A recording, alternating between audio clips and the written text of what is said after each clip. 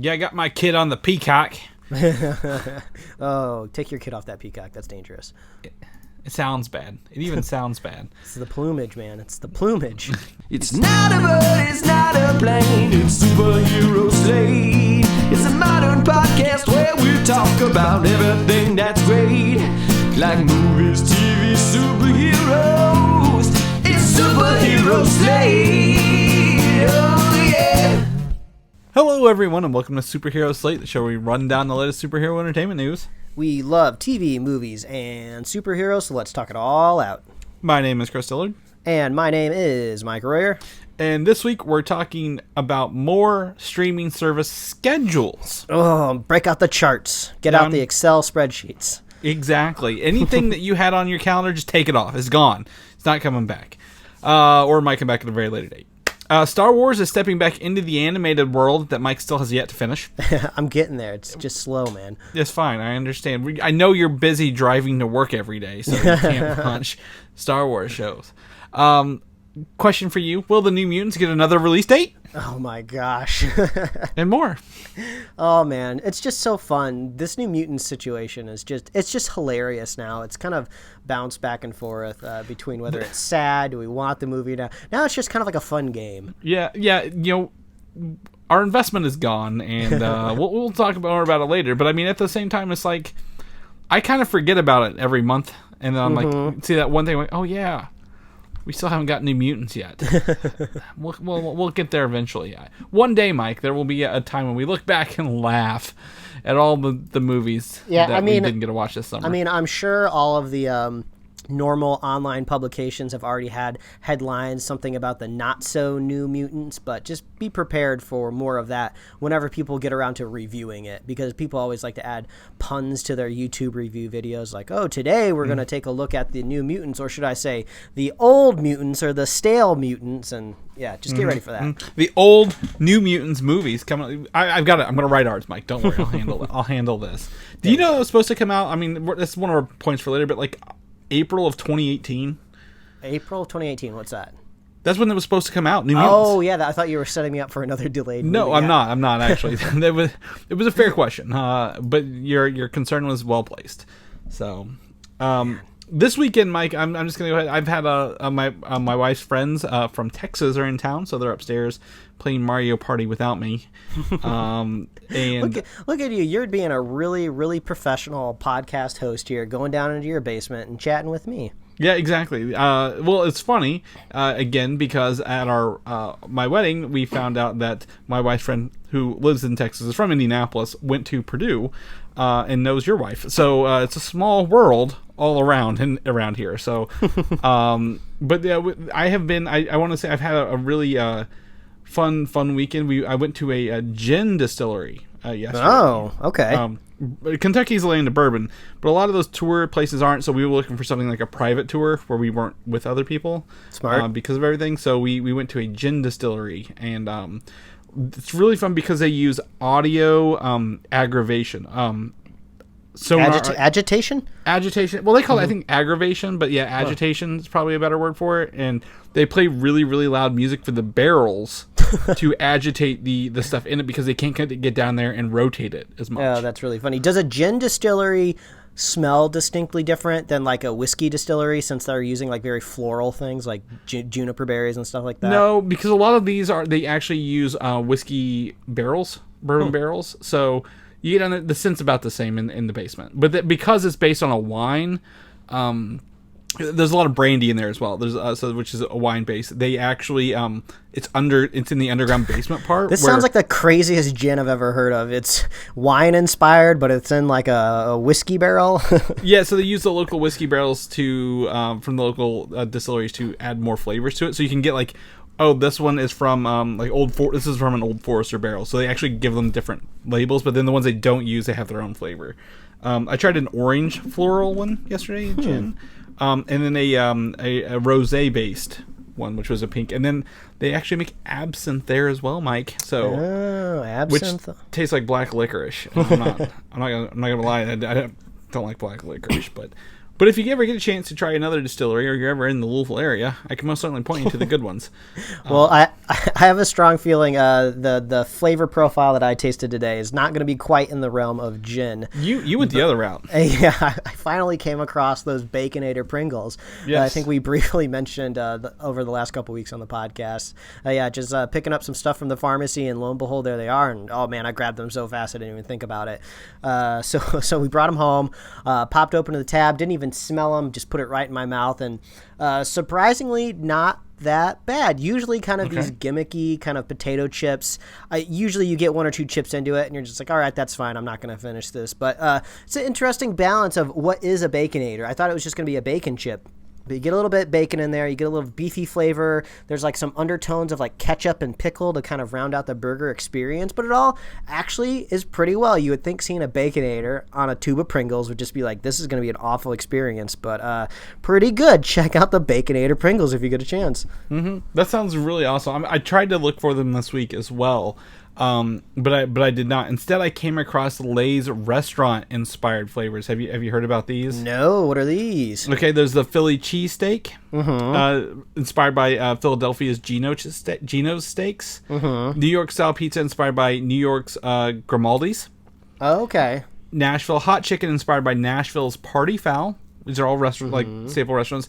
Carnitas street taco inspired by Los Angeles' own El Torito.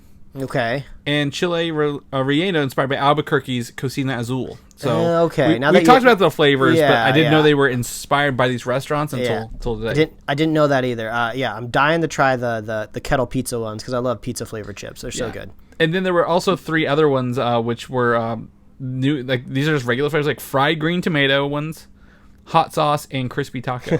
So. Like we're always talking about like touring like distilleries for different alcohols, so you can kind of sample the different things. I want to go to the Lay's factory and just go down the line and try all of the different chips. Like I want to take out the middleman I'm trying to search for them at the grocery store or the pharmacy, and just like I want to go on a chip tasting, Chris. Yeah, I think so as well. I think we love talking about this kind of stuff. Food. Have you ever heard of the drink Ale 8? No. Haven't. And it's got a little one. It's Ale 81, and that stands for, like, when you say it, it says a late one, Ale 81. Okay. But it's a caffeinated. It's got a kind of like a ginger ale, caffeinated ginger ale, if you will. And it's local to here.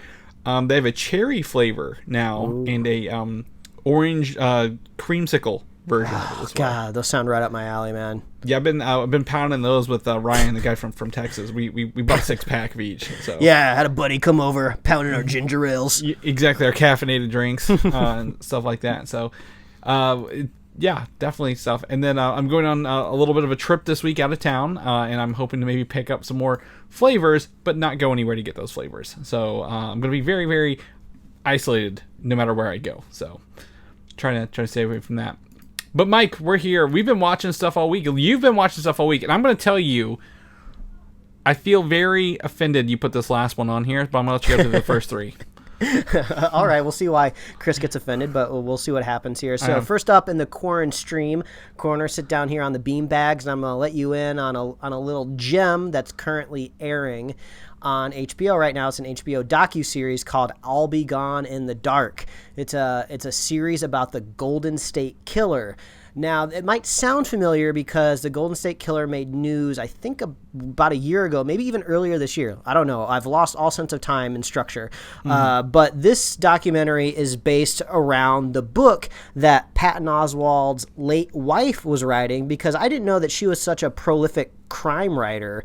Unfortunately to me, she was just famous because she was married to Patton Oswalt, one of my favorite stand-up comedians, but I had no idea that she was such a prolific writer when it came to like true crime and stuff like that. So this is basically HBO got the rights to her book that she released about the Golden State Killer, and I don't really want to say anything else about it because there's been developments in the case of the Golden State Killer, and it's a docuseries, so all you have to do is go online and you can Google and spoil the whole thing for yourself. But me and my wife are intentionally not Googling anything because we know that there's lots of mysteries still left if we just hold on in there. So the 4th episode drops tonight on HBO, and then there's 2 more episodes left, so there's 6 episodes. So, man, it's creepy, it's dark, it's fascinating. So check out I'll Be Gone in the Dark. watch it maybe with somebody, or maybe watch it when the sun's still up, because it gets pretty spooky and creepy. Because spoiler alert. This serial killer, serial rapist left behind quite a handful of victims that give the chance to give some testimony to the camera. It's very chilling. So, okay. Not quite in the vein of usually what we talk about on this show, but Patton Oswalt is Superhero Slate adjacent with some of the things that he does. So he's been on S.H.I.E.L.D. I've seen it. Yeah, there you go. And this one, next up, I didn't even know that we'd have a segue for it this week, but it's a Hulu show that came out this year called The Great. It's about Catherine the Great, who is another kind of a historical figure that basically kind of ruled Russia for a while. I believe it's during the 18th century. I don't remember quite the time frame, but it's taken in a very comedic tone. So it's not taking itself too seriously. It's loosely based on events. Everybody's kind of like a wacky character, but then also you get kind of these crazy rulers doing insane things to the people that they rule. So, but I connected to the show because some of the directors that directed some of the episodes of The Great I saw pop up in our show notes today. So I'll bring that up when we talk about it later in the show. So it was a pretty fun show, and unlike I'll Be Gone in the Dark, where I was kind of holding back from looking up a bunch of stuff, about halfway through the show, I just went on the Wikipedia page for Catherine the Great, and I just read all about her fucking crazy history in early Russia. So The Great on Hulu. I don't know if you ever heard about it, Chris. I did. I actually heard about the play first. This is like based on a play. If you didn't know that, I don't know if you knew that. But because Nicholas Hoult, who plays Beast in the X-Men, the most recent X-Men movies, is in this. Oh my God, that is him. Yes. Oh, I kept confusing him with Dan Stevens because they look similar. Yep. So this pops up in the superhero news circles. If you have an actor in a superhero franchise, their other work pops up very frequently, which we have in our show later. I mean, his performance is great, like astounding. Everyone's doing like a great job, and you see some familiar faces because they're kind of casting some Brits. So yeah, go check out The Great on Hulu. And then lastly, the other person I saw in that, because it was Sasha Dhawan. Dhawan. He is in Daredevil, or not Daredevil, Iron Fist. He's his friend who turns enemy in Iron Fist. Oh yeah, you're totally right. Oh wow, you're really blowing my mind right now. Yeah, no, this is great. Mike's realization of like all these connections as Davos, was that his name? Davos? Yeah, Davos. Yeah, okay, as you move along here, it's just fantastic. I love it. So yeah. Anyway, yeah. So I've seen the show pop up in those, but I have heard of the play beforehand when I was in acting classes. So. Which is like 2011, 2012. So yeah.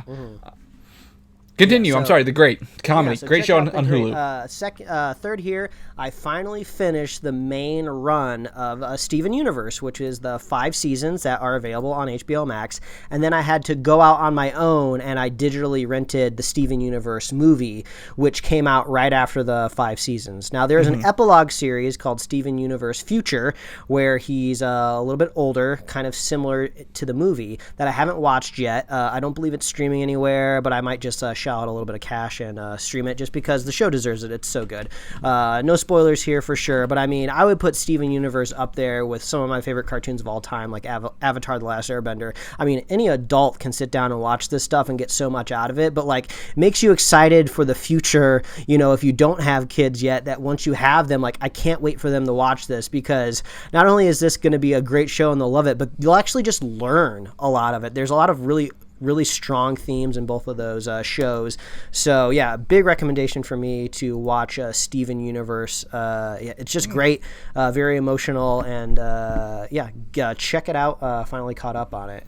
And then we're on to the fourth thing that I'm not sure what Chris's umbrage is. He should be happy. I'm not that I find. Well, it's one. I'm not mad. Okay, here I use the wrong words. I'm salty that I haven't put it down because I just I can pull up my Plex server right where we're watching this. I mean, yeah, that's where I watched it. I've watched 190 episodes in the past 90 days. So this is my bread and butter of how I wrap up almost every evening at my house. Oh, yeah. What a perfect way to end the day. Brought back so many feels because it's been so long since I've watched it, but whose line is it anyway? And wow, do the original seasons still stand up? Yes. So funny. The actors on stage are just so like talented. I feel like when I watched it when I was a kid, you know, I definitely appreciated it and I laughed, but you just didn't realize how talented and good that they were, how easy they could just riff on anything. And it was just great. We watched a couple of classic episodes, and then I was a little apprehensive, but your Plex server luckily had some of the newer Aisha Tyler seasons. Yes. So we just popped up like a random season and we saw that Keegan-Michael Key was on it, and I was like, oh, this is great. This is something I didn't think that the new seasons could have, is these guest comics that are more familiar to us because we're older now. We've just seen a lot more actors across the world. So Keegan-Michael Key is really great, a really great improviser. I believe he came up through improvisation scene, so this works really well in his favor. And I was so delighted to see Ryan Stiles and Colin Mockery still have it. They are still just as sharp as they always are. It almost seems like they have a little less patience. Like in the one or two episodes we watched, they seem to kind of drop a couple swears because they're just kind of like, I'm getting old. I can say whatever I want now. Well, so the fun fact about this, because they actually tour when they're not filming. Okay. So Aisha Tyler doesn't do the hosting. I think Drew Carey sometimes will do the hosting, but Ryan, Colin, and then whoever they can get, it's usually not Wayne, it's like other people, will go touring in like bigger like towns across the country. So you can actually go sit in and watch one of these live. The worst part about watching Whose Line Is It Anyway, in a I guess a binge capacity, is you start to see the same things over and over again, like in the first few seasons. Like they do everything back to back to back. But later on, like there's a Robin Williams as a guest on some. I don't like her, but there's Kathy Griffin even later on. Oh, yeah, I saw that she popped up in some of the episode titles. I should say Wayne Brady, of course, still has it. He is still just as funny, but I've always really loved Colin Mocker. I think Ryan Stiles is probably my favorite on the list. It all depends, but there are several. I mean, the skits never, like the games they play, you never. I really enjoy the ones where Colin and Ryan make up the album titles, and then usually Wayne and the other person have to sing the movies based on songs based on the genre that they're doing. I don't know if you've ever seen it. It's called Greatest Hits. Oh yeah, yep. Yeah. All the games started rushing back to me, and me and my wife were talking about. I'm like, oh yeah, I can't wait till they do like the green screen game, because that's always hilarious watching Colin trying to figure out what's behind him. But yeah, I don't know if it's like legit streaming anywhere. I don't know how you can get your hands on it, but just if you've never seen Whose Line Is It Anyway, it's just rock solid. It's so funny. It's still great. It doesn't matter if you're watching old or new ones. You're gonna laugh. The new ones are on CW, the Aisha Tyler one. So I think you can watch those on the CW Seed. Yeah, that's actually a good point. That can kind of hook it back to the show. When I was looking through some of the guest stars on the newer season, I was just like, Katie Cassidy, Black Canary from the Arrow, shows up on one of these episodes. So it seems like they're kind of funneling some CW stars through this show. So I guess, if you want to see some Berlanti Arrowverse actors show up, all you got to do is watch some of the newer seasons. Yeah, and I think, I'm gonna wing it here, but I think that the Seed does have the older ones as well. You can go watch season 1 through 16 on CW Seed. Holy hell! Oh, go check. You're in for some great entertainment. Oh, it's awesome. You can just let it go. I think you go download some of these higher def ones. But it's funny because you watch the older ones first, right? Yeah. And then you came back and saw Colin and Ryan that looked much older very quickly. Yeah, I was a little worried. I was like, oh no, my childhood's aging, but they were still just as funny. Really, Colin he has totally white hair now. Funnily, he still has the same amount of hair. It's like he went bald very quickly, but then he just retained what he had left. Yeah, it's good stuff. And you've been watching again. Ryan Stiles is in the Drew Carey show. Yeah. So one of those. It's a great show. I recommend it, Mike. I'm so glad you brought it up, because I was always afraid to. I'm like, no one cares what I'm watching, like when I'm going to bed at night. But I've been through all these seasons several times now, because by the time you get to the end, you forget the beginning. Yeah. Speaking about pretty forgetful things, I Yes. think you watched something earlier today, Chris. I did. So, day drinking around, eating food, ice cream. It's like 95 plus out here. We had some ice cream. So I sat down. We got to watch Assassin's Creed, the movie. With Michael Fassbender. Man. Woo. Have you watched it, Mike? No, I can safely say I haven't seen this movie. Honestly, not that bad. Good to hear. They really mix. So Michael Fassbender's on that big machine, right? That's spinning him around while he's like in the Animus in the thing. The way they blend that with the actual scenes he filmed as the Templar, or not the Templar, the Assassin Aguilar, pretty awesome actually. I'm gonna give him like the action, fantastic work, Mike. Really, storyline, very very not good. It's got again Jeremy Irons and Marion Cotillard as the people kind of running the organization, and then Michael Fassbender of course as the main character. So it's got really some good points, but I wish the story was strong, like as strong as the games. Have you played the Assassin's Creed games? I think I've asked you this every time. Not just a little bit. I'm very familiar with what kind of is going on in that world. Right. So you're a modern day person and you relive the memories of your ancestor in those games, which I wish there was a way to like unveil, like the way they unveil that stuff in the game is much better than this. Like, but how do you keep that secret that everybody already knows when you make this movie, right? So, we watched that and that was fun. But the other ones, I there's one safe actor in America right now. I'm going to jinx it this week. You watch. It's Tom Hanks. Tom Hanks, good guy. Tom Hanks. Doing all the good movies. He had Greyhound just come out this week, I think, on Apple TV. Yeah, I think so.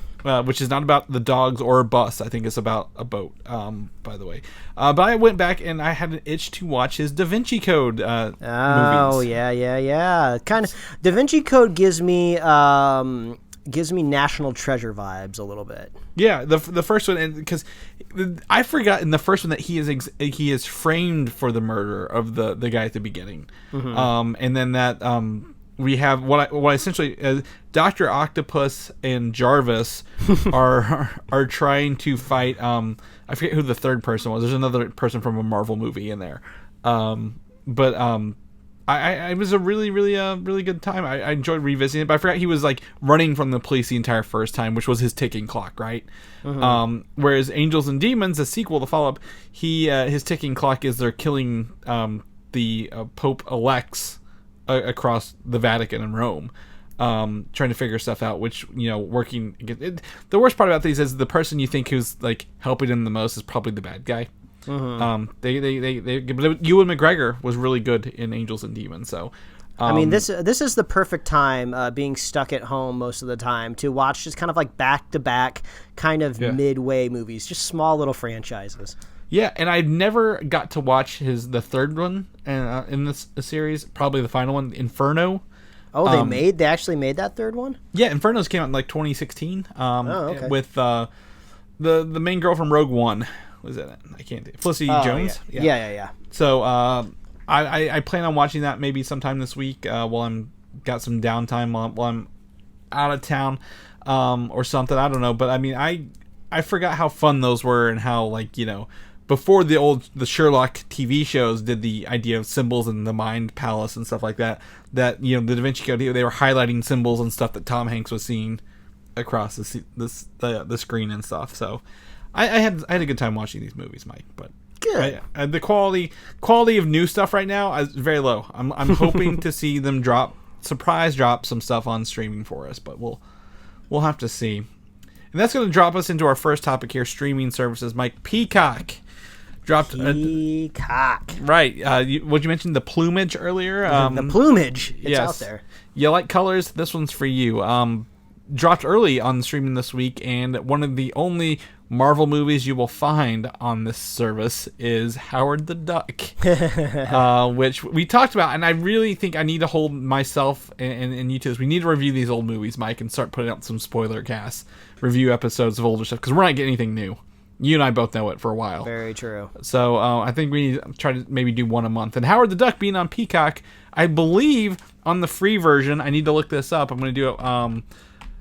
PeacockTV.com and see if it's on the free stuff. But I mean, Lots of comparisons that need to happen. That's kind of like the early days of Hulu, when Hulu had different tiers, but not every tier shared the same library. I heard that Peacock kind of launched with this kind of 30 Rock reunion, which I love 30 Rock. I've seen the show so many times, but I haven't had a chance to watch kind of like this so-called reunion. But I've heard it's pretty good. It's pretty classic 30 Rock humor, so I'm looking to check that out. But unfortunately, the service is not on Roku, much like HBO Max. Hopefully they'll get around to it. I don't even think it's on PlayStation or PS4 or whatever PlayStation console I guess you may or may not have, but I don't believe it's there. I don't think it's on really any gaming console yet, as far as I know. I'm gonna look this up. I know it's not on Amazon. Remember, I think I sent you the article. The it's not on Amazon. The Fire Stick and the Roku don't have it. So I mean, I'm just kind of like, well, how and when am I going to watch it?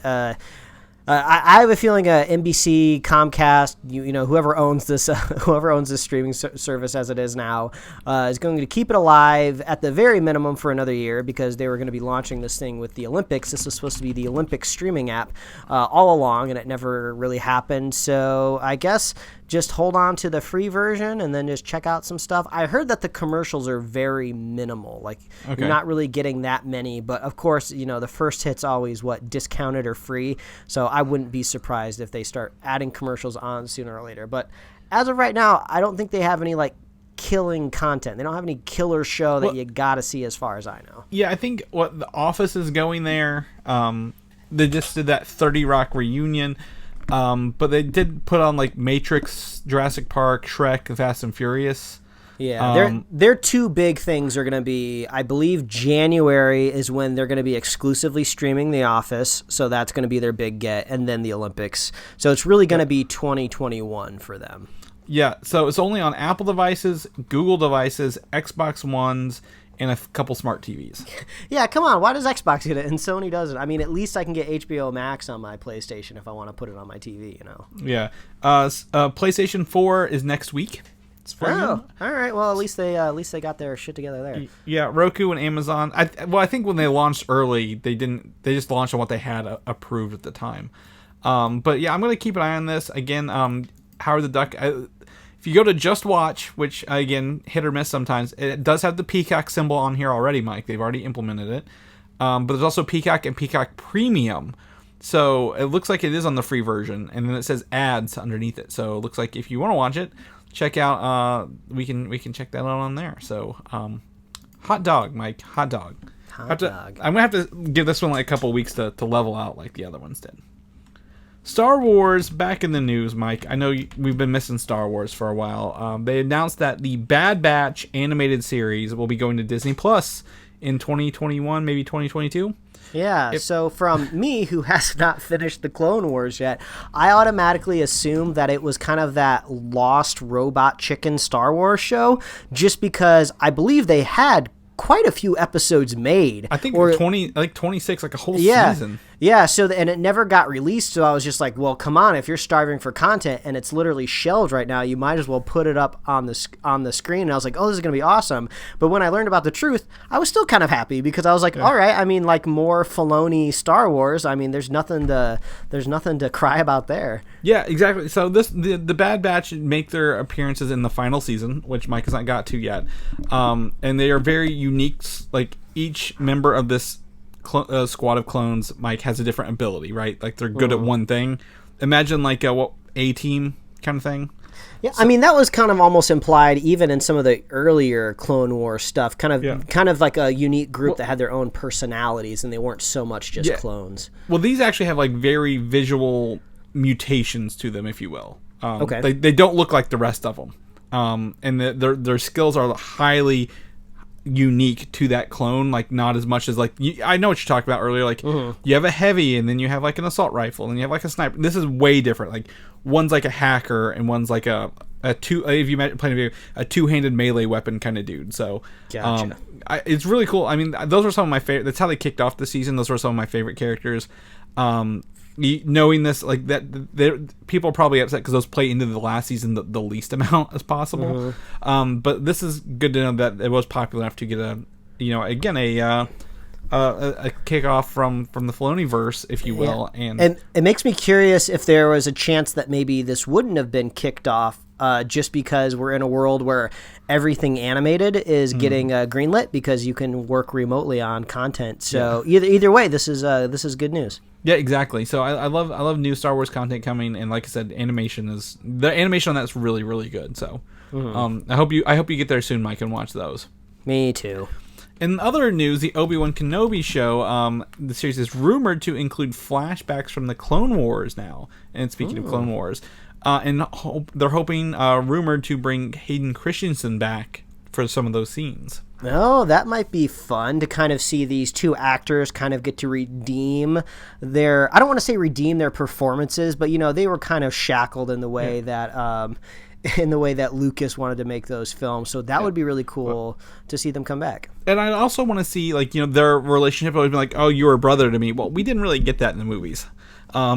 At all, right? Like, the Clone Wars builds their relationship way better than the movies ever did. Agreed. So hopefully, they can redeem the their relationship a little more in live action. And I think that's a great way if you're gonna have a flashback. Like, the Clone Wars is a good time to set it in, and those actors can pull it off. I'm not 100% sure on the canon, but I suppose maybe they could do what they want.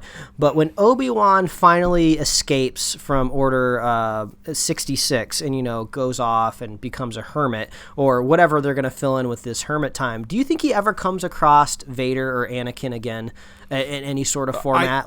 Even just a brief moment of they just kind of cross each other for even just one interaction? Because I think the line in episode 4 is something I haven't felt in a very long time, is an implication that they've not felt them since the last movie. Oh yeah, maybe. It would be kind of nice just to see them reunite once more. Yeah, well, exactly. And I want to see more of the heartbreakiness of having to fight that person later in life, even though he did technically leave him for dead. Maybe Obi-Wan doesn't know he's alive yet.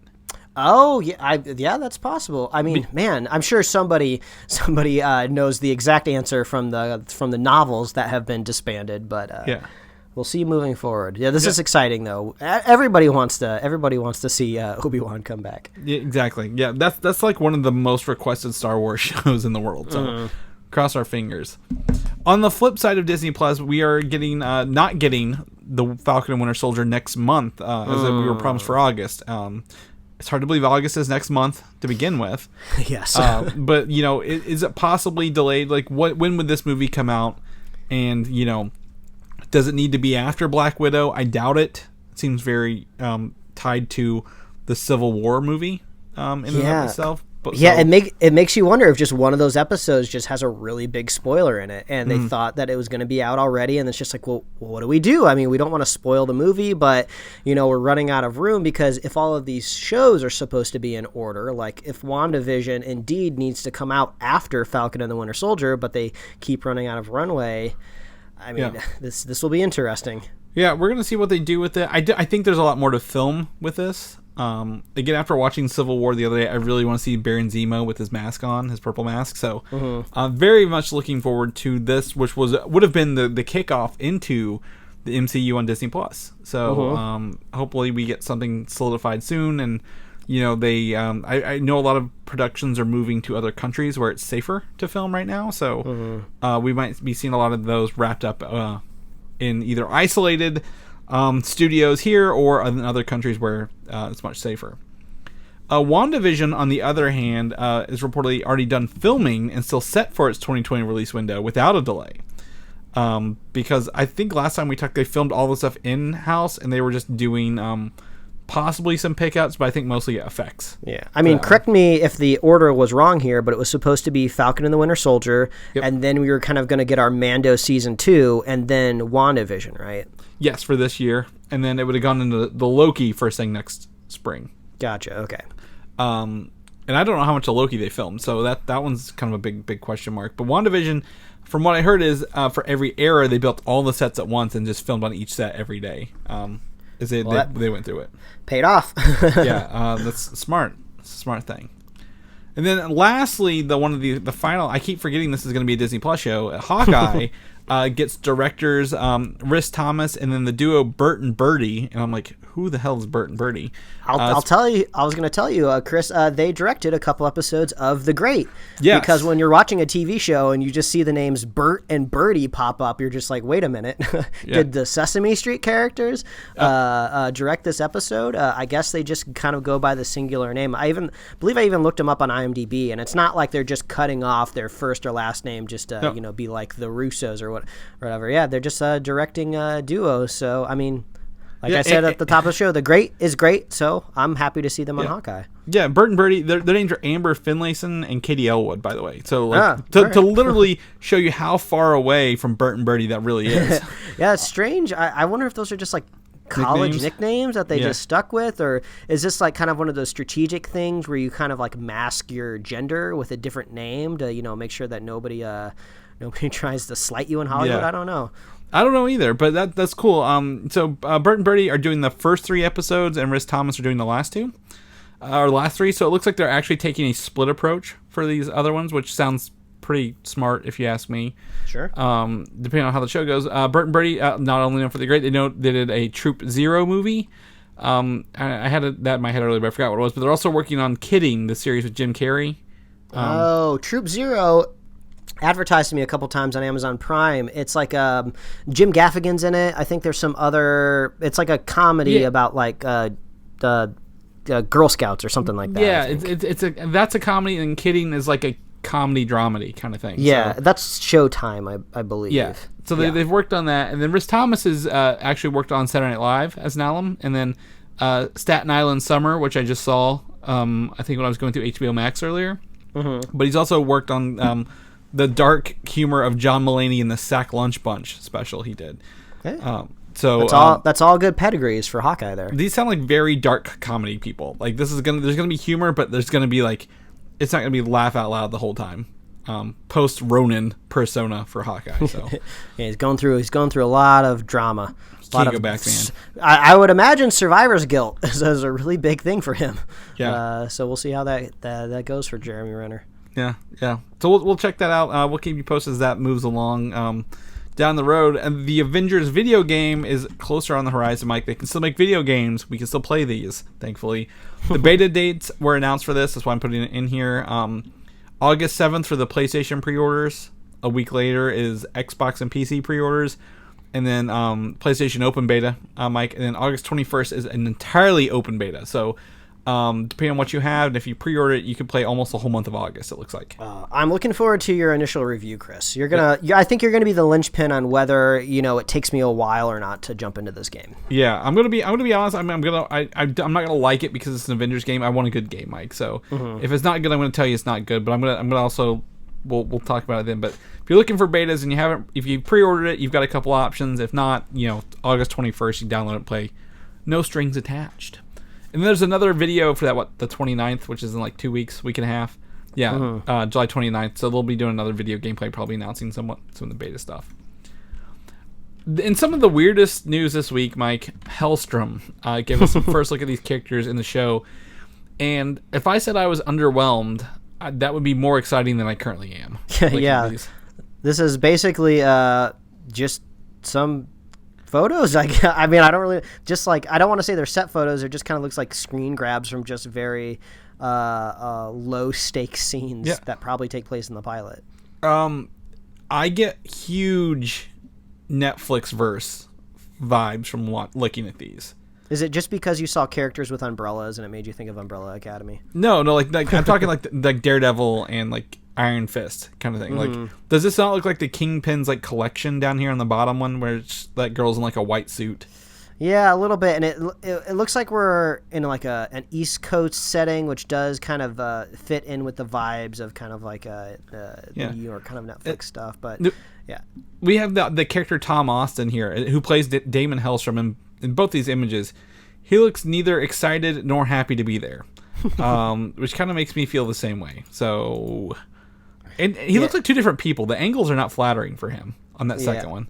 Yeah, I mean, this is just like so easy to dunk on, just because if you know just kind of the the drama going on in the Marvel television space of things. Like anything Jeff Loeb touched has died. So just don't get attached to it. I mean, if there's an actor in here that you particularly like, or maybe you're just a really big Helstrom comic book fan and you just are finally excited to see some sort of adaptation, I mean, this is going to be probably it for you for a while. But don't expect a second season. I mean, I'm not saying it's not possible.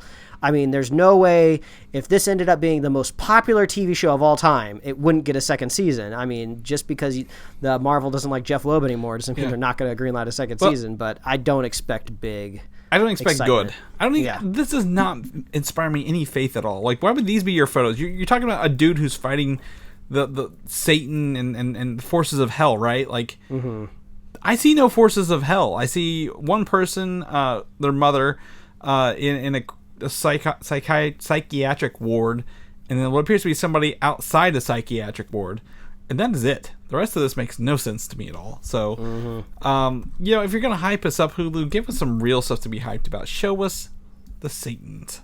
So, oh well, we'll move along to New Mutants, the other scary show that's supposed to come out in August, possibly. Instead, at least though, we are getting a surprise announced Comic-Con at Home panel next week. Or this week, July 23rd. I think it's Thursday, right? So, they're actually bringing in the stars: Maisie Williams, Anya Taylor-Joy, Charlie Heaton, and Alice Braga, Blue Hunt, and Henry Zaga. Man, this is all over the place. So pretty much all the main actors and the director Josh Boone in for this Zoom call they're going to have about the movie. So. Yeah, so the fact that you mentioned that it was a surprise, I was almost thinking, like, if this is something that was scheduled a long time ago, like, okay, well, we're just going to go ahead and go through with it. There's a really good chance that this movie is not going to come out on time again because the pandemic is still a really big problem. But if this is something that it seems like was secret and could have very easily been canceled, but they're still going through with it, they're either very confident that they're still going to hit that release date, or maybe at this event, they're going to announce, okay, as soon as this panel's over, you can go on Amazon Prime right now and watch the movie. That would be very exciting. I don't think they're going to do same day, but I think you don't bring in literally every actor to do this unless you're doing a big announcement, right? So the director, I get. Bring in the directors, bring in maybe one of the actors, but to bring in every major actor and the director, I think they're going to do a bigger announcement at the end of this. Yeah, I mean, that just seems like a lot of effort for a film that is basically waiting to just drop into obscurity because it's not going to be connected to anything anymore. But yeah, this seems like they're going for a big media blitz of how many VOD sales can we get for a big live action movie. I mean, this would be the first really big movie to hit VOD if possible. So I'm excited to see what kind of numbers it can pull.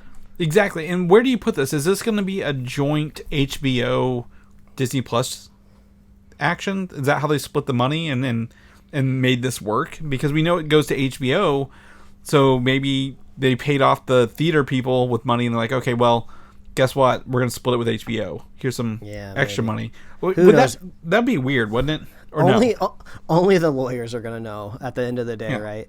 Right. So, but I mean, that's the thing. I really want to see it hit this week, or at least, maybe they keep the same date and like, okay, surprise, we're going to put it on streaming. So I'm really hoping they do something with us and give us something good.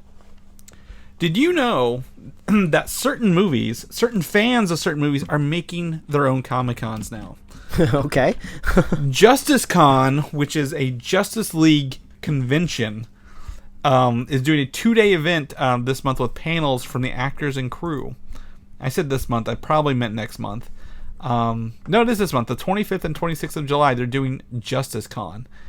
And I was looking through it, and I'm trying to figure out literally who is going to be here that's big. It looks like there's a Zack Snyder Spotlight Hour. Yeah, but the thing is, I'm not trying to crap on anyone's homegrown Comic-Con, because I think that's great. Everybody should do that if they have the ability to do it. There's no reason that you shouldn't be a fan.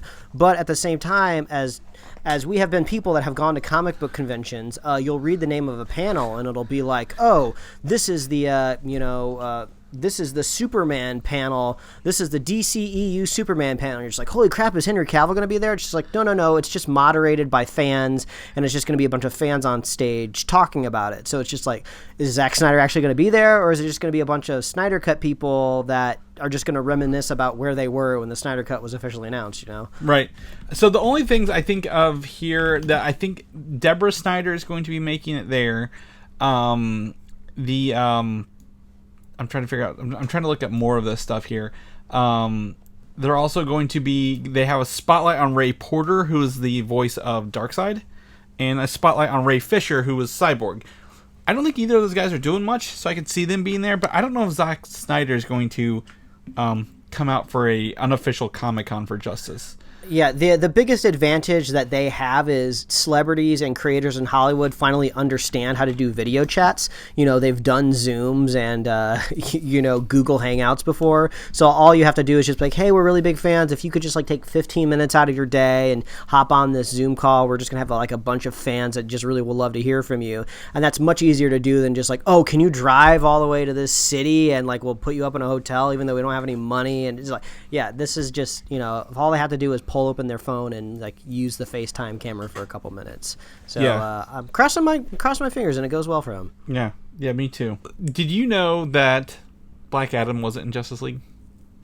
He wasn't. I'm sure Zack Snyder has a page of notes that says, "Oh no, I was going to put him in the movie." Mm-hmm. Yeah, exactly. Same with the Shazam guy too, right? He's going to put him on there. But Black Adam, Rock, he's probably been tied to this role the longest. They've not made any progress on this. But however, they finally cast another person, the actor Noah Centineo, as Atom Smasher, who has super strength and the ability to change body size and density. Obviously, our forte here on this show is the Marvel Cinematic Universe, but we both very much appreciate DC's cast of characters and a handful of their movies that they've made. But the Atom Smasher, is this similar to the Ray Palmer, who is also the Atom? So this guy's grandfather was originally one of the other Atoms. Gotcha. It's why he can change his body size and density, right? So he got some of the powers there, but he also... he wears a very, very black mask like the Reverse Flash, and he's a sleeveless tank top and just ripped muscles, like Bane size kind of dude. So, like, he is just pure muscle, and I'm not really associated him with good guys. So gotcha. That's why it's interesting. So apparently, I pulled this out here. They were a part of the Justice Society of America, but they left on the same term. And he helped kill Black Adam's like country conduct's dictatorial president. Then Black Adam killed Smasher's mother's murderer. So they're both very much not afraid to kill people. So I mean, this is I just kind of like seeing different superhero universes have characters with similar powers, just because I like to see how filmmakers tackle it differently. Like we've got to see the Flash and also two versions of Quicksilver, kind of to see, oh, how should we show super speed? Now we've seen Ant-Man do a lot of scaled size changes. So now it'll be fun to see how DC kind of handles a character that can change their body size. Yeah, and apparently, I just looked it up here. I didn't see this. He was in the Arrowverse at some point. He had like a big metal mask on in that one. I don't know. Maybe if I watch that episode, I feel like maybe I have recollections of the Flash season 2. Maybe I recall. I'm gonna text you this photo and you're gonna see. Maybe it had something. I thought it maybe had something to do with Ray Palmer's tech being stolen, but okay, this character kind of looks familiar, but I don't know. The Flash and all these shows are very much villain of the week. So right. if you take a nap, you forget what you watched. Yeah, exactly. And then I'm gonna send you what the character would normally look like. So this is like a man in a metal mask kind of dude, and then what he's really supposed to look like is like a black face type mask. And this kind of looks like some S&M kind of. I went to the leather shop mask. yeah. Adam Daddy is what we'll call him. Adam Daddy. All right. Yeah. So, but yeah. Anyway, so they're hiring. They're casting more people for this movie. So I think it's gonna still be.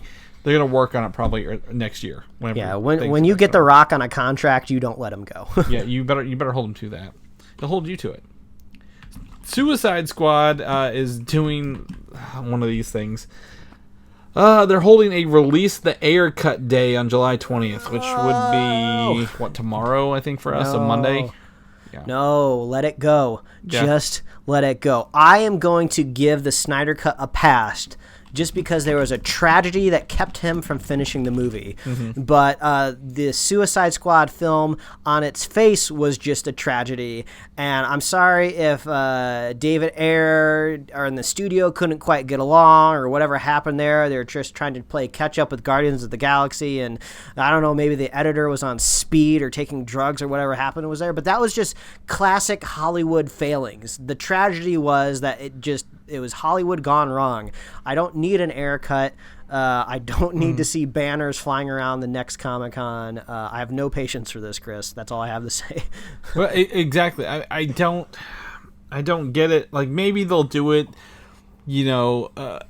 because they can't film new content right now, right, Mike? That's the easiest thing to do. But like, get off your high horse, man. You got Justice League got lucky. It got lucky, is what it did. No one's clamoring for more Suicide Squad with that version of the Joker. Even people who like that movie don't like that version of the Joker. Come on now. So I don't need to see more scenes with it. So we'll just see how tomorrow goes and how Warner Brothers says nothing and this never turns into anything, Mike. We'll see what happens. Yeah.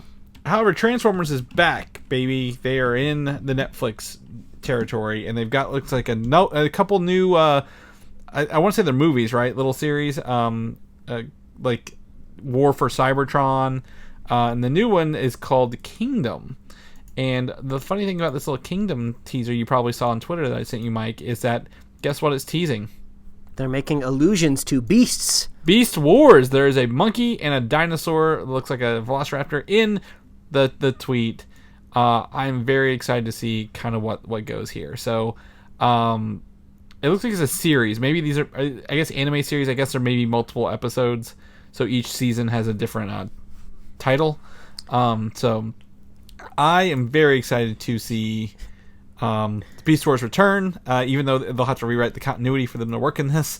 Or maybe time travel. I don't know, but it'll just be a dream. Bumblebee went to sleep and then he dreamed about being an animal. I'm just going to use this as an opportunity to say, thanks to Chris, I watched the first episode and last episode of Zoids. Yeah. Whatever that second season was called, where they kind of bring in that new Whip Snap character to the team. Yeah.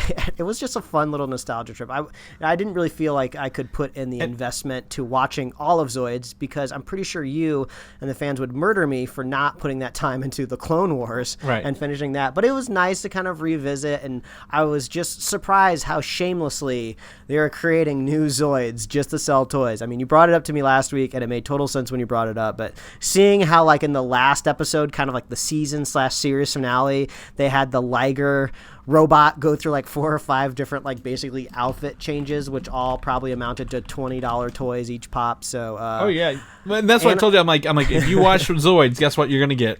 More toys. You need the purple one, you need the Liger Zero, you gotta get the blue one, you gotta get the big brontosaurus looking thing that they travel in. That's why it was wild. It was just nice reminiscing. So robot animals fighting robot animals. Loop it back around to Transformers. Yeah, Transformers. One of the first, I think, one of the more better received fully CG shows from the 90s, I believe. This, and what was it, Reboot was the other one? Oh, yeah, Reboot. Yeah, do you get a reboot or a reboot? I don't know. You get a reboot if you reboot? But yeah, War for Cybertron does drop, I think, this time. I'm just looking up here. The Wikipedia page is horribly letting me down here. It says there's 6 episodes. And I don't know when it drops. I'll use this time to fill in as they did reboot, but it was a weird live-action kids show that I don't know who they were making it for. So congrats whoever got a paycheck out of that deal. Yeah. So July 30th. I just found July 30th for this. So they're going to kick off here. And it's also produced, I believe, by Rooster Teeth Productions, if you remember them. From Red versus Blue. Red versus Blue. They got a whole thing going on now.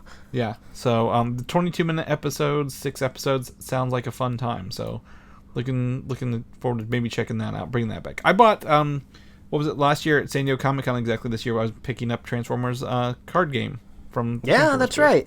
Did you ever play that? I bought the regular decks and played them, but no, I didn't play the special one from Comic-Con. Gotcha. It's sealed up somewhere. Sealed. I believe this is Netflix, right? Project Power from Jamie Foxx and what's the other guy's name in it? Joseph Gordon-Levitt. Joseph Gordon-Levitt is hitting Netflix this next month, right? August 14th or something like that. Yeah. Which is wild. This premise of this movie, Mike, you told me this, and I watched it, and this is I cannot tell you how many X-Men comics I've read that do this. Yeah, this was just really surprising in general because I was just like on my computer, I follow Netflix on social media, and then just like everything, they just randomly drop a trailer to let you know that something exists. And I clicked play and I watched it, and I don't know if Netflix has a way that they can solve this problem, but every trailer I ever watched from Netflix, I just assume it's going to be a series because that's what Netflix really, that's their bread and butter.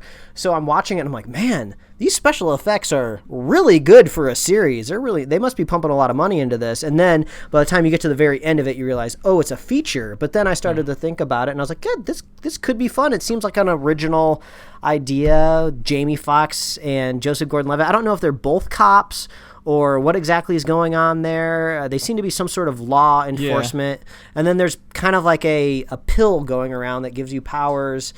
And I think the kind of the crux that makes it seem a little bit more original is you only have powers for like 5 minutes. So it's just a very short hit of power. Yeah, so you take the pill and you don't know what your power is until you take the pill. So it looks like you have a power, but you don't know what it is for the first time until you take it. But you get that power every time. And there's some sort of dude who's on fire in this. And they use a lot of this clips of this dude on fire in this trailer. So it looks like, there's like a Human Torch one. Joseph Gordon-Levitt looks to be, bulletproof, I think. But it's Jamie Foxx's kid who is the formula for this pill, apparently, right? That's what he says in the trailer. Yeah, he's a scorned character. He's scorned in some way, and he seems to be out for some sort of revenge or vengeance. Yeah. So it looks the effects look great. Looks to be a superhero movie. I've seen, again, so many ones where people were selling mutant growth hormone in comic books where you would get something and take it. What is it? The Boys even has it where you take the pills. And also, there was an episode of Misfits where this kind of happened, where you could go to somebody who had powers, where you could kind of like trade and get powers for the first time. So it's interesting. I feel like it's been a while since we've seen something. I am apprehensive to say if this is totally original. I don't know if maybe it's based on some sort of novel or graphic novel or comic book or what have you. But I thought this would be an interesting point to bring up, that this is created by a trio of people, a duo director and also a writer that are also all teaming up to, I guess, make a Mega Man movie, because when I looked it up on IMDb, all of these three creators are attached to something Mega Man related. Now, I don't have IMDb Pro. I don't know if this is just something that's just listed because it's just been rumored or some agent whispered about it once, so it's now up on IMDb. But if they're making a Mega Man movie, if we are curious if it's going to be good, this might be the first place to stop to kind of check out their work. So no idea if this Mega Man movie is CG or live action or what have you, but this, like you said, we're kind of starving for content right now, and this looks like it could be something big budget that we're not seeing right now. Yeah, I also want to try to get this week, and Mike, is to watch The Old Guard, if I can get in to watch this week, which is also comic book related. So also on Netflix. So they're pumping out some superhero stuff. It's not the best stuff, but it's not the stuff in the theaters, but there is still stuff, and I'm very excited to come check it out. So Project Power, watch the trailer, and you're ready for Netflix next month. Lastly, I actually fought with myself over putting this in the notes, Mike. So it's simply because I just didn't have anything, and I honestly feel like this is one of those projects which could be canceled at any time because of the state of the world right now. Highly possible. But the movie The Gray Man is it was an adaptation of a book is coming to Netflix. And they announced it this week with not only the Russo brothers, but if you put a beard on both of them, Chris Evans and Ryan Gosling look very similar. So I don't know much about the concept or the book, but I guess they're going to be, I think they're dueling spies. And I thought I read somewhere that maybe this might be setting up a franchise for Ryan Gosling, possibly. Who knows? But I looked up the potential writers for this film, and it looks like it seems to be the Marcus and McFeely. I don't know if they're just always attached to all Russo brothers stuff, because there's also like a fourth screenplay writer, a woman that I'm not too familiar with, is coming in as well. So this seems to be very much Russo brothers forward, not so much like Extraction that was Russo brothers executive produced. So if you're kind of looking for mainline Russo brothers, I mean, come on, Chris Evans, they've worked with him plenty of times. Ryan Gosling. I just rewatched La La Land the other night. I hadn't seen it since 2016, and I waited for all of the hot takes to dissipate, and I went back and watched that, and it's a great, fine movie. I love it. I love musicals. So yeah, I'm down to watch this for sure.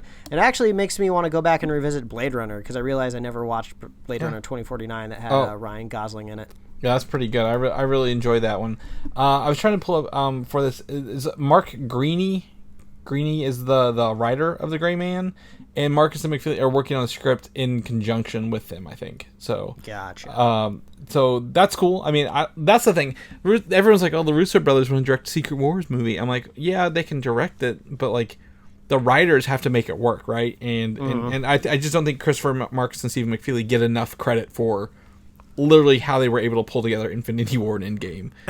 Yeah, I feel like I'm kind of torn here, just because I feel like the Russo brothers maybe should take a break, move on to other things, kind of get out of the MCU for a little bit, kind of like stretch their legs, they don't need more experience, but just creatively it's good to get outside the box and do something different, learn something new, to come back and bring something to the table. But also at the same time, I talk about this on the show a lot, if really, really popular, famous, well-respected directors move too far along in their career, people stop being critical of them and stop giving them advice, and they just kind of end up making something exactly what they wanted, but with no creative pushback. So hopefully the Russo brothers don't end up being that.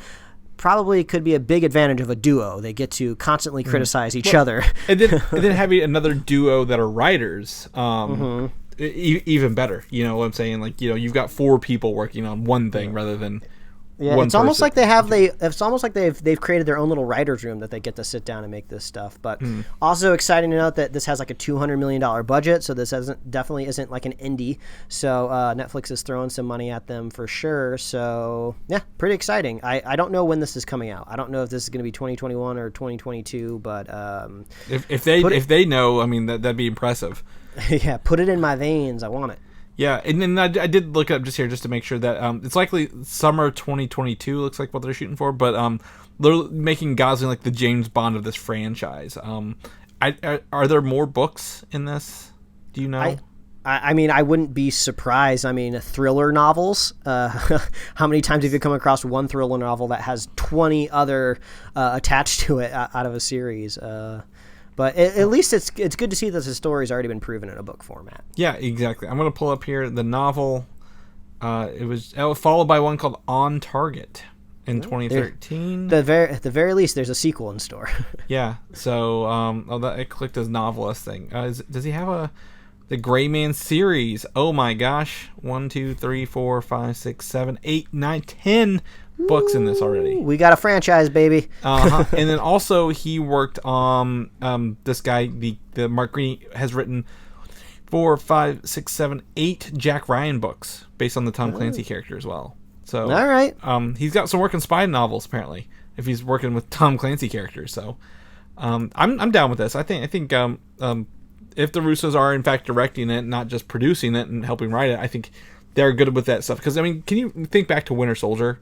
Like, that's a spy thriller movie. So good. That's like their zone, man. Yeah, that's the bread and butter. And if they need to go back to that to do it again, have all the fun you need. Yeah. So.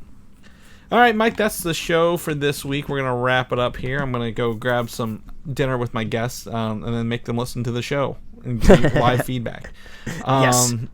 So if people want to know what you're up to, where can they find you at? Well, all you have to do is follow me at Mike Royer Design on Instagram and Twitter, and you can read my webcomics at pickledcomics.com. Chris, if people want to catch up with you, see what you're doing in the world, making sure that you're being safe on your vacation next week, but also maybe they want to live vicariously through you, where can they find you? You can find me on Twitter, Valdan, Valdan, or Instagram Baldan87. I'll probably take some pictures. I got a new phone this week through work that has one of those the 2x zoom lenses on it, Mike, so I can get fancy some close-ups with that. Yes, sir. You know how I do. And you also head over to Comic UI. People want to know more about the show, listen to our episodes, maybe buy some merch. I don't know. What do they want to do? Where can they find everything else at? I'll redeem myself from the lackluster performance of my outro last week. You can always find us at superheroslate.com. That's the best place to find all the avenues we host our show and to get our awesome show notes. So if you want to see the link to that Power Project trailer or that Transformer teaser, we got that over there in our show notes. You can find us on Apple Podcasts, YouTube, Spotify, and wherever else you love to listen to fine podcasts like our own. Please like us on Facebook, follow us on Twitter and Instagram, and you can get swag/merch at superheroslate.com/store. We love hearing from you. Please reach out and let us know what you're watching, what you're thinking of. What's your opinion on New Mutants? Do you just want it out already, or do you really, really want to see it in theaters? I don't know. What's your opinion? And if you very genuinely want to see the Era cut, sorry for being all negative about it, but, if you want to see it, what are you looking forward to in the Ayer cut? What is the gem that you think can be pulled out from David Ayer's cut? Because I would just direct you right over to Bright on Netflix if you want to see David Ayer full control over his own movies. We love hearing from you. Please reach out. Man, I say I'm going to be nice to it, then I'm just mean all over again. Mm-hmm. But if you want to be a super fan of this show, it's very easy to do. All you got to do is share the show with a friend, share the show with a buddy, wash your hands, and wear your mask, and hopefully one day we'll be able to come outside again. So we love you all, and we'll see you next week. Even if we're not outside, you can still listen to us. We'll be right here. Yeah. We'll see you next week. All right. Bye, everybody. Thanks for listening, and don't forget to subscribe. But I did just break a nail recording the show. Oh my gosh. See, this is the unintended consequences of a quarantine.